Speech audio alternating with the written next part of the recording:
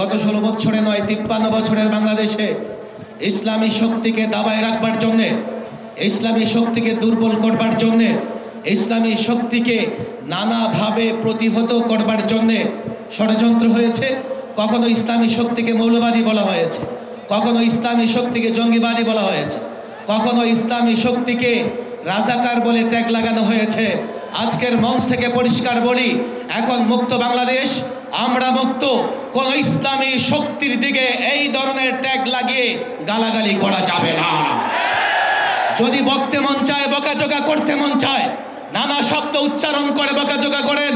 আল্লাহর কসম করে বলি, যে দল, যে সংগঠন কোন ইসলামী শক্তিকে রাজাকার বলবে, কোন ইসলামী শক্তিকে সাম্প্রদায়িক শক্তি বলবে, কোন ইসলামী শক্তিকে মৌলবাদী বলবে, আমরা ধরে নেব তারা ইসলামের দুশমন, ইসলামের শত্রু। আসুন, ফ্যাসিবাদ বিরোধী যত শক্তি রাজনৈতিক সংগঠন সকলকে আহ্বান জানাই, এক মঞ্চে আসুন, ঐক্যবদ্ধ হন।